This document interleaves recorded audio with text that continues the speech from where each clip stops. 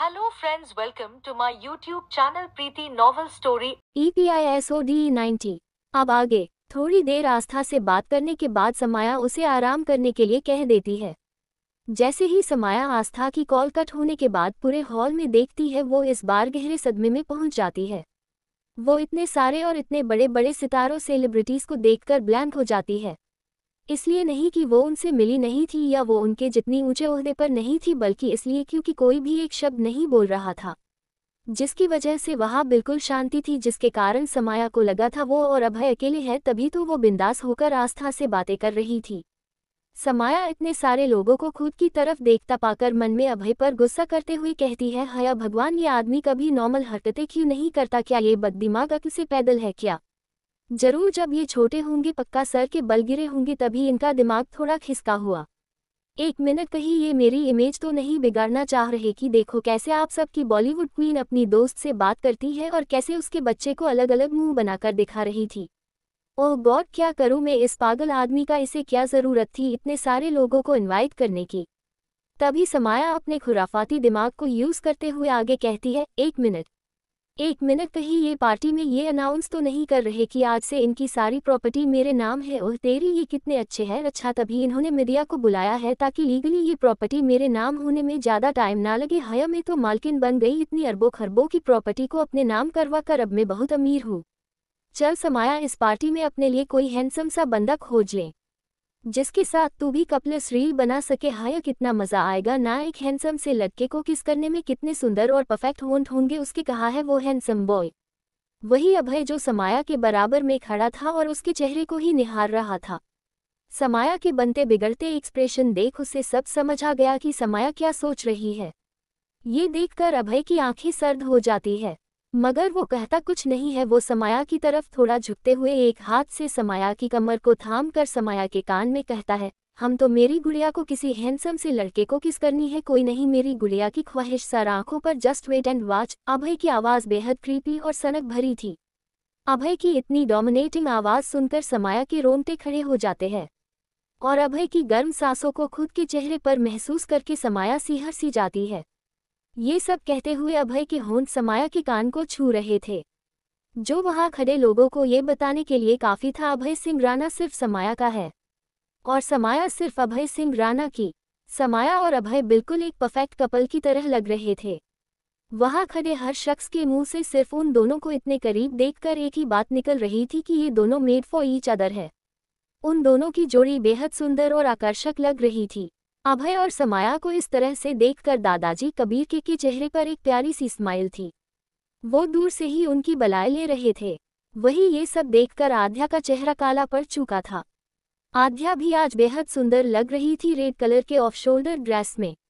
आध्या समाया को अभय के इतने करीब देखकर जलन से खुद से कहती है, रियली हेट यू समाया, ये तूने अच्छा नहीं किया मेरे प्यार को मुझे से छीन कर, मगर मैं भी आध्या हूँ, ऐसे कैसे तुझे अभय दे दूँ? मैंने बचपन से लेकर आज तक तुझसे वो हर चीज़ छीनी है जो तुझे पसंद थी, तो तूने ये कैसे सोच लिया कि इस बार तू अभय को हासिल कर लेगी? तू बस देखती जा, इस बार ऐसा दाव खेलूंगी कि इसमें जीत तो मेरी होंगी ही, मगर इसके साथ तेरी मौत भी होंगी। मना ले जितनी खुशियाँ मनानी है, क्योंकि इसके बाद तो तुझे सीधा मौत के दर्शन करवाऊंगी, ये वादा है मेरा आध्या कपूर का। कहते हुए आध्या की आंखों में सिर्फ नफरत नजर आ रही थी। वही एक तरफ माया जी और अर्जुन जी भी खड़े थे, जो बस समाया को दूर से ही देख रहे थे। उनकी आंखों में समाया से बात करने की, उसे छूने की, उसे प्यार और दुलार करने की तड़प साफ साफ नजर आ रही थी। माया जी अर्जुन जी से ममता भरी आवाज में कहती है, अर्जुन जी देखो ना, आज हमारी बेटी के जन्मदिन की पार्टी है, मगर देखिए कितने बदनसीब माँ बाप हैं हम कि हमें तो अपनी बेटी को विश करना भी नसीब नहीं हो रहा, और उसके पेरेंट्स होते हुए भी ये पार्टी किसी और ने ही अरेंज करी है। मैं तड़प गई हूँ अपनी औलाद को अपने सीने से लगाने के लिए, उसके मुंह से अपने लिए माँ सुनने के लिए, मेरे कान तरस गए उसकी आवाज़ सुनने के लिए। कहते हुए माया जी का गला पूरा बैठ जाता है। अब उनमें कुछ भी बोलने की हिम्मत नहीं थी। वो रो रही थी, उन्हें पछतावा था अपने किए का, मगर कहते हैं ना, बिता हुआ कल कभी लौट कर नहीं आता। और अब उनकी जिंदगी में सिर्फ पछतावा था, क्योंकि जिस औलाद के लिए वो इतना रो रहे हैं, वो औलाद तो कब की उनकी कड़वी और जहर भरी बातें सुनकर ये दुनिया छोड़कर जा चुकी थी। अब उनके पछतावे की कोई वैल्यू नहीं थी। अर्जुन जी भी थोड़े इमोशनल होते हुए कहते हैं, अपने आप को संभालिए माया, वो अब हमारी बेटी नहीं रही, वो अब बॉलीवुड की क्वीन है जिसने अपने दम पर ये सब हासिल किया है। हम चाह कर भी उससे माफ़ी नहीं मांग सकते, हम चाह कर भी उसकी खुशियों में शामिल नहीं हो सकते। जब वो अपने सबसे मुश्किल और कठिन वक्त में अकेली थी तो उसकी खुशियों भरे वक्त पे हमारा कोई हक नहीं है।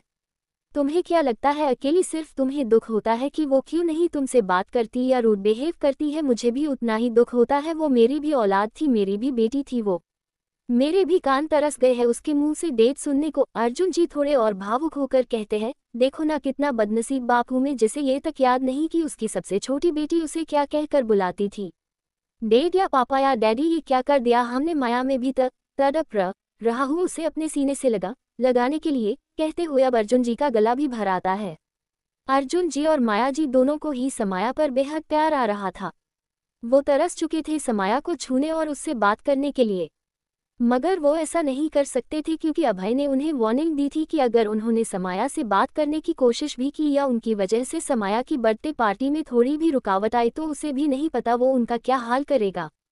अभय तो उन्हें बुलाना ही नहीं चाहता था, मगर अपने दादाजी की वजह से उसने कपूर परिवार को भी इनविटेशन दिया था, मगर अपनी आदत के अनुसार धमकी भी दी थी कि अगर कपूर परिवार के किसी भी सदस्य की वजह से समाया की बर्थडे पार्टी में कुछ भी प्रॉब्लम हुई तो वो उन्हें छोड़ेगा नहीं। और कपूर परिवार अच्छे से अभय की धमकी से वाकिफ था, जो अभय कहता है वो करता जरूर है। अब सब लोग पार्टी एंजॉय कर रहे थे। रोहित भी उसी पार्टी में मौजूद था और मजे से एक टेबल पर बैठा हुआ आयुष को वेटर वाले कपड़ों में वेटर का काम करते हुए देख रहा था। उसे बड़ा मजा आ रहा था आयुष को वेटर का काम करते हुए देखकर। वही आयुष अपने चेहरे पर जबरदस्ती की स्माइल रखे हुए सबको ड्रिंक और स्नैक्स सर्व कर रहा था। ये अभय का ऑर्डर था कि अगर आयुष ने अपने चेहरे से स्माइल गायब की तो वो उसे गायब कर देगा, और अभय की बातों को इग्नोर करना आयुष के बस की बात नहीं थी। एक मोटा सा आदमी आयुष को इशारे से अपनी तरफ बुलाता है। ये देखकर आयुष का खून खोल जाता है कि कहाँ उसके इशारे पर लोग काम करते थे और आज यहाँ वो किसी अरे गेरे इंसान के इशारे पर काम कर रहा है। आयुष उस मोटे से आदमी के पास जाता है जिसने कहने को तो श्री पीस सूट पहना था, मगर उसकी टोन इतनी थी कि ऐसा लग रहा था मानो वो कपड़े रोते हुए कह रहे हो, कहाँ फंस गए हम। आयुष चेहरे पर जबरदस्ती की स्माइल रखे हुए कहता है, जी सर आपको क्या चाहिए बताया आप मुझे। वी मोटा सा आदमी हंसते हुए आयुष के हाथ में पकड़ी ट्रे से एक समोसे से भरी प्लेट लेते हुए कहता है, अरे वेटर क्या तुम कुछ खाते पीते नहीं हो, देखो जरा अपने आप को कितने हटी हो, कुछ खाया पिया करो तभी तो अच्छे से अपनी जॉब कर पाओगे, क्या तुम्हारे घर वाले तुम्हें खाना नहीं देते। कहते हुए एक समोसा अपने मुंह में भर लेता है। ये सुनकर आरुष उस मोटे से आदमी के बड़े हुए पेट को देखकर मन में मुंह बनाकर कहता है, अबे मोटे कद्दू जैसी तो तेरी शक्ल है और 8 महीने जुड़वा बच्चों जैसा तो तेरा ये पेट है या पेटी, साला ये 10वीं बार है जब तूने मुझसे ये समोसे की प्लेट ली है। और क्या कहा तूने मुझे, हड्डी, अबे इसे बॉडी कहते हैं, जो तेरे जैसा हाथी कभी नहीं समझ पाएगा। और जॉब की तो ऐसी की तैसी, अब चाहे जो हो जाए मैं नहीं कर रहा, और ये वेटर वाला काम में नहीं डरता भाई से। इतना कह जैसे ही आयुष अभय को देखता है जो समाया को कुछ बता रहा था। जैसे ही आयुष ने अभय को देखा, अभय ने उसे अपनी सर्द और खतरनाक नजरों से देखता है, जैसे मानो कह रहा हो अगर तुमने ये काम नहीं किया तो कल का सूरज भी तुम्हें नसीब नहीं होगा। कुछ तो बात थी अभय की हेजल आइस में, जो आयुष डर से काम सा जाता है और बिना कुछ कहे निकल जाता है बाकी गेस्ट को सर्व करने। रोहित ये देखकर सीटी बजाने लगता है। रोहित और आयुष ज्यादा दूर नहीं थे। आयुष अपनी गुस्से भरी नजरों से रोहित को देखता है, जैसे कह रहा, ये सब आपकी वजह से हुआ है। ये देखकर रोहित आंखों से ही कहता है, मगर मैंने तो कुछ किया ही नहीं। ये समझकर आयुष आंखों से ही कहता है, वह सारी फसाद की जड़ तो आप ही है रोहित भाई, आपको तो मैं छोड़ूंगा नहीं। जिसे समझकर रोहित हाथों के इशारे बड़े एटीट्यूड से कहता है, अबे हटना, डरता कौन है तुझसे, आया बड़ा हट। ये देखकर आयुष की तन बदन में आग लग जाती है। एपिसोड 91। अब आगे। सब लोग अभय की वो शानदार और आलीशान पार्टी एंजॉय कर रहे थे। अभय समाया को लेकर सबसे थोड़ी दूर खड़ा था, जहां किसी की नजरें उन पर ना पड़े। समाया खुद को अभय के साथ एक अंधेरे से कोने में खड़ा पाकर मुंह बनाकर अभय को देखते हुए अपना एक हाथ अपनी कमर पर रखती है और कहती है, मिस्टर राणा, जब आपको मुझे इस अंधेरे में ही खड़ा रखना था तो इससे अच्छा हम रूम में ही रहते, क्योंकि आपके रूम में भी रोशनी ना के बराबर ही होती है। उद्धरण चिन्ह। अभय जो कुछ पल समाया के साथ अकेले बिताना चाहता था उसका पूरा मूड खराब हो जाता है। समाया की बात सुनकर वो चिढ़ते हुए समाया से कहता है, ओह गॉड बेवकूफ़ औरत, मैं तुम्हें इसलिए यहाँ लाया हूँ ताकि तुम्हारे साथ कुछ खास पल बिता सकूं।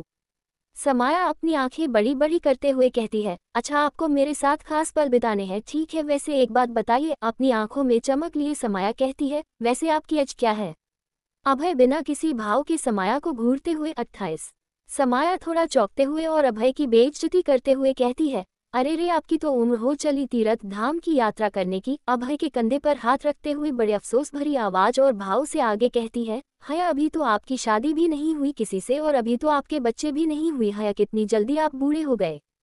अब कौन आपकी इस जायदाद को संभालेगा? हया अब कौन आपकी इतनी सारी संपत्ति का ध्यान रखेगा? फिर थोड़ा गला खराशते हुए अभय के एक हाथ की बाजू को पकड़कर अपने गाल को उसकी बाजू से एक बिल्ली के बच्चे की तरह रगड़ते हुए आगे बेहद प्यार से अपनी आवाज में चाशनी घोलते हुए कहती है, मैं क्या कह रही थी कि अगर आप अपनी वसीयत में नॉमिनी की कॉलम में मेरा नाम लिखवा देते तो कितना बढ़िया रहता ना, और इसमें आपका भी बहुत फायदा होता। ये सब कहते हुए समाया एक्स्ट्रा स्वीट लग रही थी और वो अभय को ऐसे बोल रही थी जैसे मानो पता नहीं कितनी अक्ल भरी सलाह दे रही हो। अभय अपने उस हाथ को देखता है जिस पर समाया बिल्ली के बच्चे की तरह अपना गाल रगड़ रही थी। फिर अभय अपने दूसरे हाथ के अंगूठे से अपनी आईब्रो से हिलाता है। उससे पहले गुस्सा तो बहुत आता है अपनी उम्र का समाया को मजाक बनाते देखकर, मगर फिर जब वो समाया की आगे की बात सुनता है तो उसकी बुहें सिकुड़ जाती है। अब उसे समाया इस दुनिया की सबसे बड़ी पागल लग रही थी जो मेंटल असाइलम से भागी हुई थी। अभय ऐसे ही अपनी आईब्रो सहलाते हुए अपनी आंखें चढ़ाकर समाया से कहता है, अच्छा मैडम जी, वैसे क्या आप ये बताने का कष्ट करेगी कि अगर मैं अपनी सारी जायदाद आपके नाम कर दूं तो इसमें मेरा क्या फायदा होगा? हान उद्धरण चिन्ह। समाया बड़े खुशी से कहती है, अरे इसमें तो सिर्फ आपका ही फायदा है। गौर से सुनिए, आपकी तो अब उम्र हो चली है, अब कहाँ आपके बस की है इतनी सारी प्रॉपर्टी को संभाल पाना। और फिर आपने अपना खून पसीना एक करके इतनी सारी संपत्ति और प्रॉपर्टी बनाई है, अब इसे यूज तो करना ही है ना, ताकि आपकी सारी मेहनत वसूल हो जाए, इसलिए ये सब मेरे नाम कर दीजिए। सब अभय को सच में बहुत गुस्सा आ रहा था बार बार समाया के मुंह से खुद को बुरा सुनकर। अभय पहले तो समाया के हाथों से अपनी बाजू को छुड़ाता है, फिर समाया के सर पर हल्के हाथों से मारकर अपनी सर्द आवाज में कहता है, पहले तो ये बताओ, जब भगवान सबको दिमाग के साथ अक्ल बांट रहे थे तब तुम कहाँ थी? उद्धरण चिन्ह। समाया पहले तो अपना सर सहलाती है, फिर अभय को अपनी बत्तीसी दिखाते हुए कहती है, अरे जब दिमाग बट रहा था उस टाइम में खूबसूरती की लाइन में खड़ी थी, जिसकी वजह से जब तक मैं दिमाग की लाइन में पहुंची भगवान जी ने सबको दिमाग बांट दिया था, इसलिए मैं बस खूबसूरती ही हासिल कर पाई। अभय जो अब तक गुस्से में था उसे समाया की बात सुनकर हल्की हंसी सी आ जाती है, मगर ये चीज वो चेहरे पर शो नहीं करता। अभय जो समाया के चेहरे को देख रहा था तभी उसकी नज़र समाया के चेहरे से होते हुए रेड कलर के होंठों पर जाती है, जिसे देखकर अभय का गला सूख जाता है। उसे समाया के होंठ अपनी तरफ आकर्षित कर रहे थे, फिर वो धीरे से अपनी नज़रों को और नीचे करता है। समाया की ठुड्डी पर वो काला तिल बेहद सेडेंटिव था। उसके बाद अभय अपनी नज़रों को और नीचे करता है तो उसकी नज़र समाया की सुराहीदार गर्दन से होते समाया के सीने की तरफ जाती है, जो प्रिंसेस गाउन में हल्के हल्के दिख रहे थे। ये सब देखकर अभय को अपने पास का टेम्परेचर हाई होता हुआ महसूस होता है, उसे अपने शरीर में बेहद गर्मी महसूस हो रही थी। ये महसूस करके अभय अपनी टाई को लूज करता है। अभय एक गहरी और ठंडी सांस छोड़ते हुए मन में कहता है, ये इतनी परफेक्ट मगर बच्ची सी क्यों है, पर जो भी हो ये सिर्फ मेरी है, ये सिर्फ अभय सिंह राणा की समाया अभय सिंह राणा है। मिसेस राणा की सांसों पर, उसके जिस्म पर, उसकी रूह पर, उसके दिल पर, इवन उसके ख्यालों पर सिर्फ मेरा हक है, सिर्फ मेरा। कहते हुए अभय जुनून से समाया को ऊपर से नीचे तक देखने लगता है, मगर उसकी आंखों में समाया के लिए डिजायर साफ साफ नजर आ रहे थे। वही समाया को अचानक कुछ गड़बड़ सी लगती है, वो तो उस पूरे हॉल को देख रही थी। वो अभय को देखती है जो उसे ही अपनी लिस्टफुल नजरों से देख रहा था। ये देखकर समाया खुद से कहती है, नो हे भगवान, ये आदमी कितना ठरकी है, खूबसूरत लड़की देखी नहीं कि इसकी ठरक जाग गई। चल समाया निकल ले पतली गली से, इससे पहले कि ये तेरा कचेम्बर बना दे, भाग समाया भाग। समाया के इरादों पर पानी फेरते हुए अभय समाया को अपने एक हाथ से उसकी कमर से पकड़ता है और दूसरे हाथ से समाया के गाल को थामता है। अभय जुनून भरी आवाज में समाया से कहता है, तुम सिर्फ मेरी हो, मेरी छोटी सी गुड़िया, सिर्फ मेरी, तुम पर, तुम्हारे जिस्म पर, तुम्हारी रूह पर सिर्फ मेरा हक है और ये हक मुझसे कोई नहीं छीन सकता। बताओ तुम किसकी हो? कहते हुए अभय अचानक से समाया के गाल को प्रेस करता है। अभय का चेहरा एक्सप्रेशनलेस था, मगर उसकी वो हेजल डोमिनेटिंग आइज ही काफी थी समाया को डराने के लिए।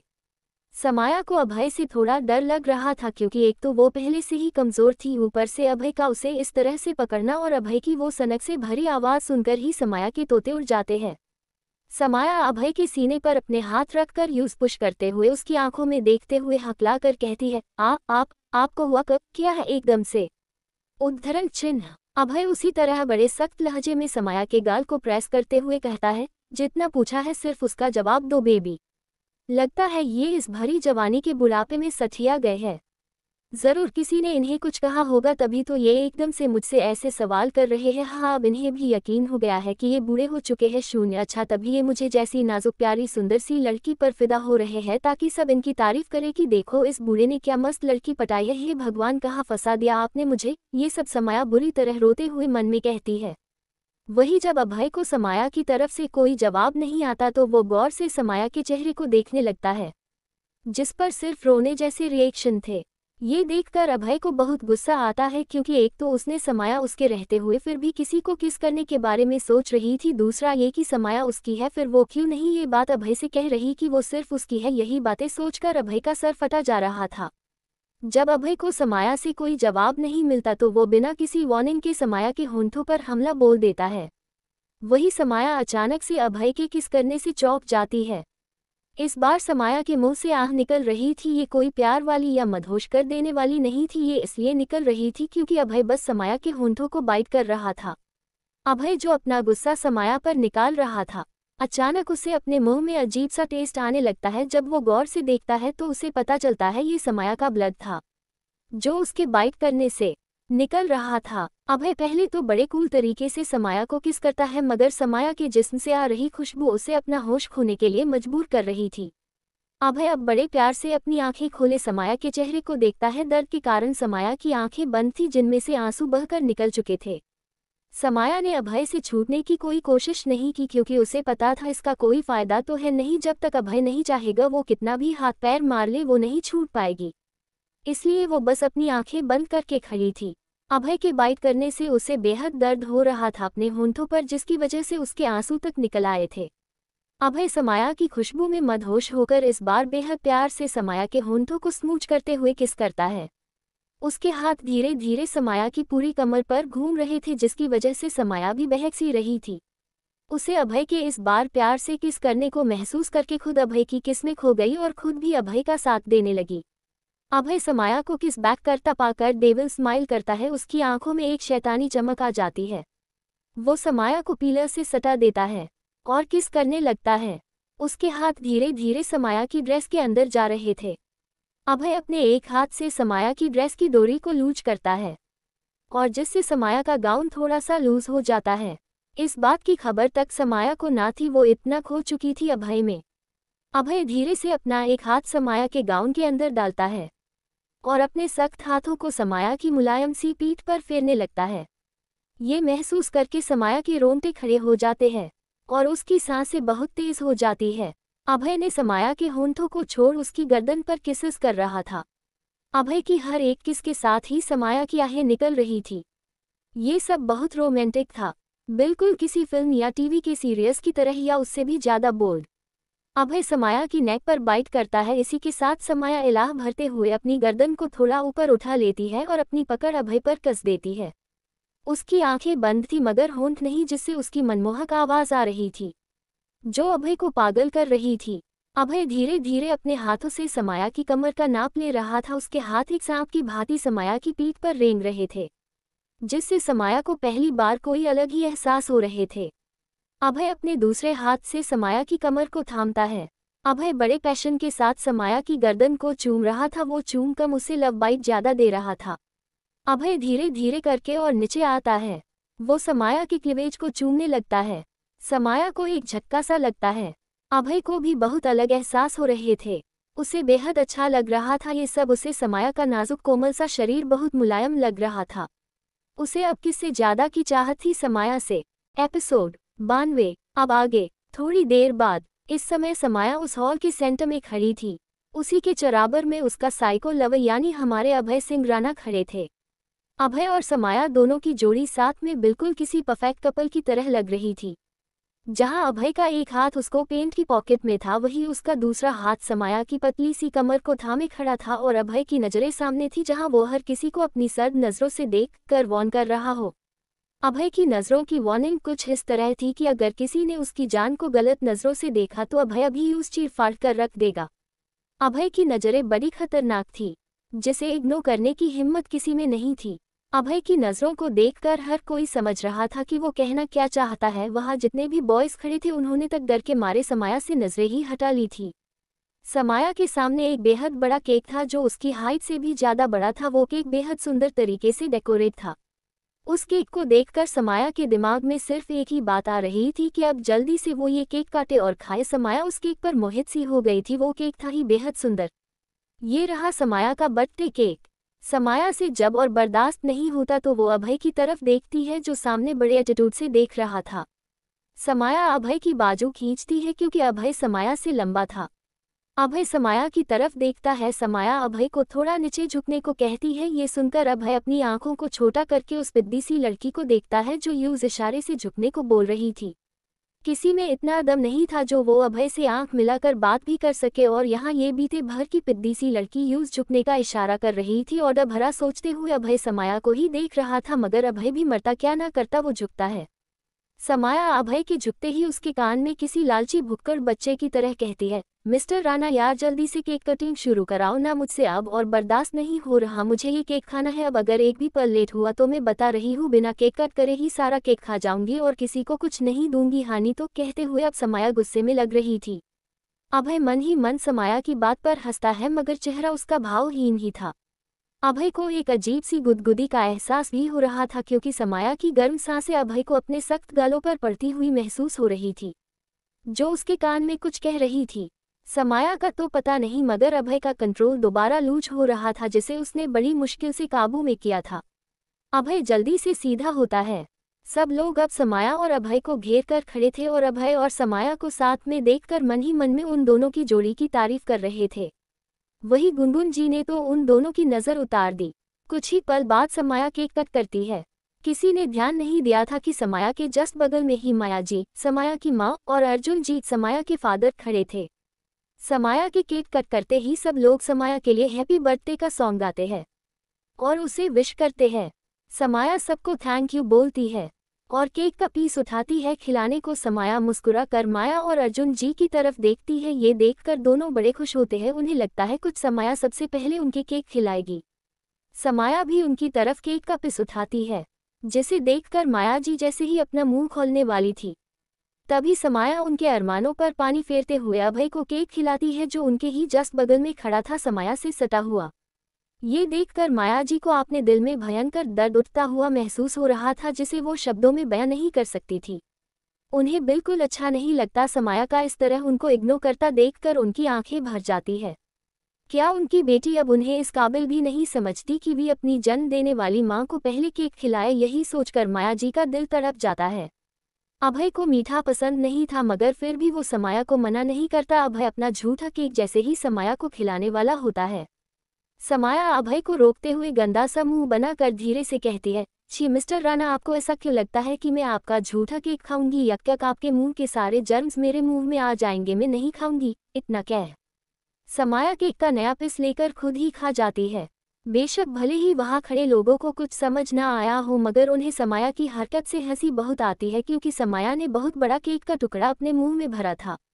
वही अभय को समाया की इस हरकत पर बड़ा गुस्सा आता है मगर भरी महफिल में अपनी जान को वो कुछ कह भी नहीं सकता था, इसलिए अपना गुस्सा कंट्रोल करके अभय समाया के कान में धीरे से झुककर अपनी डोमिनेटिंग भरी आवाज में कहता है, हम दिन पर दिन बहुत डेयरिंग होती जा रही हो ना, जो मुझसे पंगा ले लेती हो हर बार, it's not good for you my little girl. और अभी की अपनी इस हरकत के लिए रात को तैयार रहता पनिशमेंट पूरी करने के लिए। इतना कह अभय सबके सामने बेशर्मी से समाया के कान को चूम लेता है, जिससे वहां खड़े सब लोग अभय की बेशर्मी को देखते रह जाते हैं।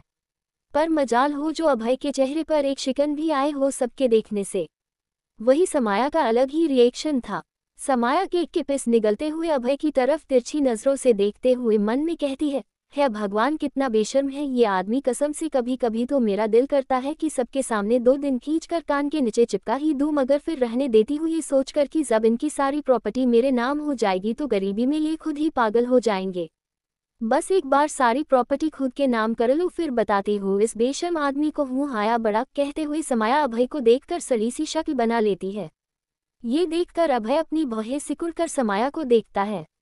समाया भी अभय को बेपरवाह अंदाज में टशन से देख रही थी।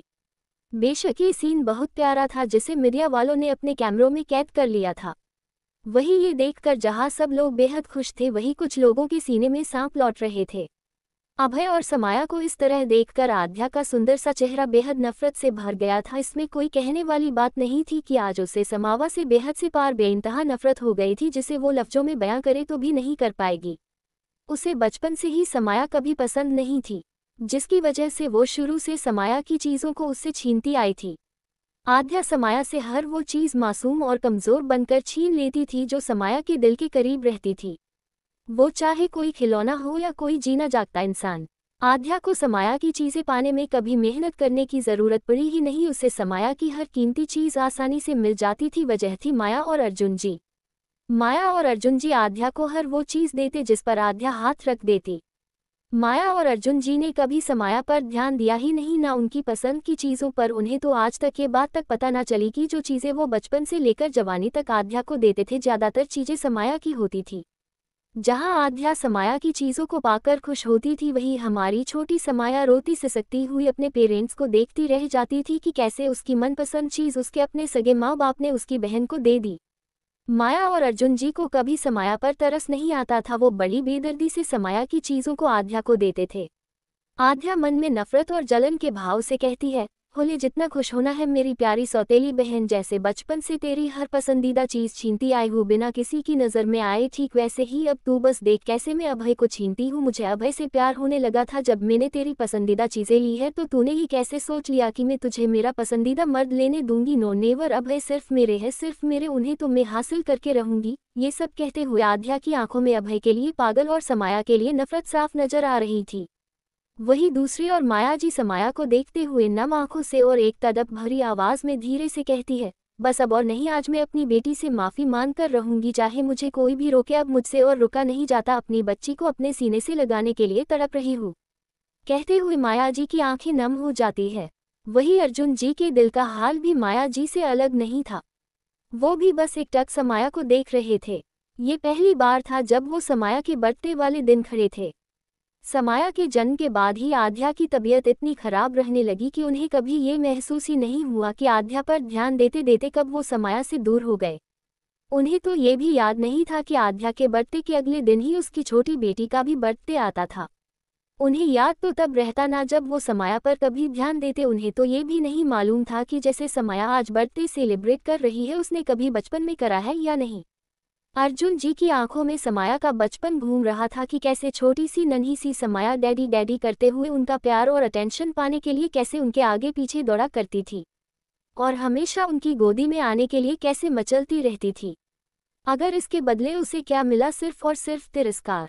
समाया हर वो कोशिश करती है कि जिससे वह अपने डैडी का प्यार पा सके, मगर उसके डैडी तो हमेशा ही आध्या को प्यार करते और समाया के एफर्ट को अप्रिशिएट करने की जगह हमेशा नन्ही सी समाया की आंखों में ढेर सारे आंसू देकर उसका फूल सा चेहरा मुरझाकर आध्या को लेकर चले जाते। उन्हें तो ये भी याद नहीं था कि समाया का बचपन कैसे बिता था। ये सब याद करके आज अर्जुन जी को अपने सीने में भयंकर दर्द महसूस होता था। उनकी आंखों के सामने नन्ही सी समाया का मायूसी और आंखों में नमी लिए मासूम सा चेहरा घूम रहा था जब वो अपने डैडी को अपनी बड़ी बहन के साथ खेलते प्यार करते देखती। अर्जुन जी ने कभी समाया के आंसू, उसके दर्द, उसकी मायूसी की परवाह की ही नहीं थी। उन्हें सिर्फ अपनी बड़ी बेटी दिखती थी। ऐसा नहीं था कि उन्हें समाया से लगाव नहीं था या प्यार नहीं था। वो समाया से प्यार बेहद करते थे, मगर आध्या की खराब तबीयत के कारण वो कभी समाया को प्यार, केयर, अटेंशन दे ही नहीं पाए। उनकी नज़र में उन्हें लगता था समाया बहुत स्ट्रांग है और वही आध्या बहुत कमज़ोर नाजुक सी, जिसकी वजह से उन्हें लगता था कि इस टाइम उन्हें आध्या पर ध्यान देना चाहिए। समाया से तो वो बाद में भी प्यार कर लेंगे, मगर उनका ये बात कभी आया ही नहीं। आज अर्जुन जी को पुरानी यादें सोचकर बहुत रोना सा आ रहा था। अर्जुन जी बेबस बाप की तरह समाया को देखकर मन में कहते हैं, काश मैंने बचपन से अपनी छोटी सी समाया पर ध्यान दिया होता तो आज का दिन ऐसा नहीं होता जहां आज उसके बाप को ही उसकी बेटी के बर्थडे पार्टी में आने के लिए इनवाइट किया गया हो। समाया, मेरी डॉल, मैं हमेशा से तुम्हें अपने सीने से लगाना चाहता था, मगर हालत ऐसे हो गए थे कि मुझे कभी तुम्हारे लिए टाइम ही नहीं मिला और तुम इतनी बिगड़ चुकी थी कि मुझे मजबूरन तुम्हें हॉस्टल में डलवाना पड़ा।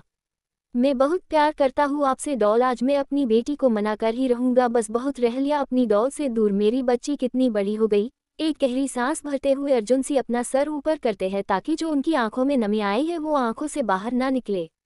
कोई अगर इस वक्त उनकी आंखों में देखता तो उसे समझ जाता अर्जुन जी किस हद तक टूट चुके हैं। अर्जुन जी कभी रोने वाले इंसानों में से नहीं थे। अर्जुन जी तब भी नहीं रोए थे जब उनकी पहली वाइफ आराधना जी की डेथ हुई थी। आज अर्जुन जी एक टूटे हर असहाय बाप की तरह लग रहे थे जिनकी औलाद उनकी आंखों के सामने तो है मगर वो उसे चाहकर भी गले से नहीं लगा सकते थे। पार्टी में हर कोई खुलकर एंजॉय कर रहा था और सबसे ज्यादा एंजॉय करने वाली भी हमारी बर्थडे गर्ल थी जो खुलकर स्टेज पर डांस कर रही थी। डांस क्या, वो बस हल्के फुल्के मूव से थिरक रही थी ताकि उसकी चोट ने दर्द ना हो। अगर समाया का एक्सीडेंट ना हुआ होता तो आज समाया स्टेज तोड़कर ही मानती। धीरे धीरे करके पार्टी खत्म होने लगती है और हर कोई अपने घर जाने लगता है। धीरे धीरे कॉलेज हॉल खाली हो जाता है। अब वहाँ सिर्फ कपूर फैमिली और राणा फैमिली ही बची थी।